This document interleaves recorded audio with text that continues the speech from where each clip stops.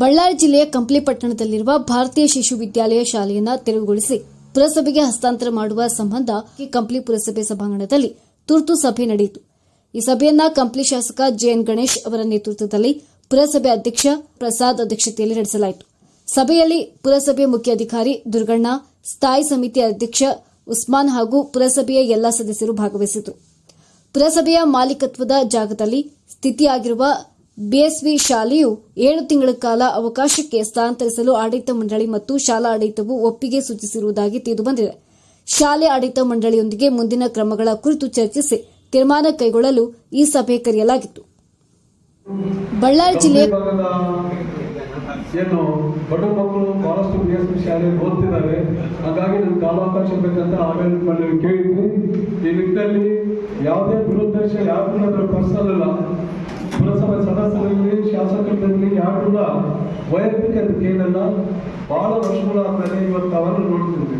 ಬೇರೆ ಅನೇಕ ಪುರಸಭೆ ಬಿಲ್ಡಿಂಗ್ಗಳು ಹೆಂಗಿದ್ದಾವೆ ಒಂಥರ ಡಿಫ್ರೆಂಟ್ ಆಗಿ ಇವಾಗಲೇ ಅಂಗನವಾಡಿ ಹಾಸ್ಪಿಟಲ್ ಐತಿ, ಮಿನಿ ವಿಧಾನಸೌಧ, ತಾಲೂಕು ಪಂಚಾಯತಿ, ನಮ್ಮ ಪುರಸಭೆ ಬಿಲ್ಡಿಂಗ್ ಚೇಂಜ್ ಆಗಿಲ್ಲ. ಹಾಗಾಗಿ ಮೊನ್ನೆ ರೈತ ರಿಕ್ವೆಸ್ಟ್ ಮಾಡಿದಾಗ ತುಳುವಳಿ 7.5 ಕೋಟಿ ಮತ್ತು ಕಂಪ್ನಿ 7.5 ಕೋಟಿ ಅವ್ರು ದುಡ್ಡು ಕೊಡ್ಕೊಂತಿದ್ದಾರೆ ಹೇಳಿದ್ರಿ.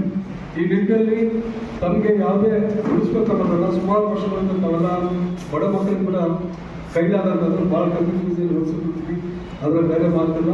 ಹಾಗಾಗಿ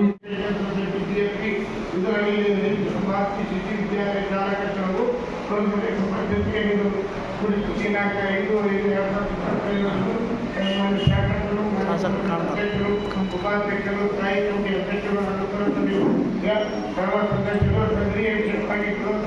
ಚರ್ಚಿಸಲಾಗಿ ಈ ಹಿಂದೆ ದಿನಾಂಕ 3/2022 ಪಕ್ಷವನ್ನು ಪುರಸಭೆಗೆ ಹಸ್ತಾಂತರಿಸಲಾಗಿದ್ದು, ಹಸ್ತಾಂತರದಿಂದ ಶಾಲಾ ಕಟ್ಟಡವನ್ನು ತಮ್ಮ ಸುಪರ್ದಿಗೆ ನೀಡಿರುವುದಿಲ್ಲ. ಮುಂದುವರೆದು ಸದರಿ ವಿಷಯವಾಗಿ ಮಾನ್ಯಗಳ ಉಚ್ಚ ನ್ಯಾಯಾಲಯ ಧಾರವಾಡದಲ್ಲಿ ರೀತಿ ಸಂಖ್ಯೆ 1028 ಸುಮಾರು 20-21 ಪ್ರಕರಣ ದಾವೆಯ ತಡೆಯಾಗಿದೆ ಹಿಂಪಡೆದು ಸದರಿಗೆ ನ್ಯಾಯಾಲಯಕ್ಕೆ ಮನವಿ ಸಲ್ಲಿಸಲಾಗುವುದು ಹಾಗೂ ಕಟ್ಟಡ ಸಾಮಗ್ರಿ, ಪೀಠೋಪಕರಣ ಇನ್ನಿತರ ಸಾಮಗ್ರಿಗಳನ್ನು ಬೇರೆ ಕಡೆ ಸ್ಥಳಾಂತರಿಸಿ ಕಂಪ್ಲಿ ಪುರಸಭೆ ಸಿಬ್ಬಂದಿಗೆ ಒಪ್ಪಿಸಲು 7 ತಿಂಗಳು ಕಾಲಾವಕಾಶ ನೀಡಲು ಒಪ್ಪಿ ತಾಂತ್ರಿಕ ಕ್ರಮ ಶಾಲಾ ಆಡಳಿತ ಮಂಡಳಿಯವರು ಸುಳಿವು ಮಾಡಿರುತ್ತಾರೆ.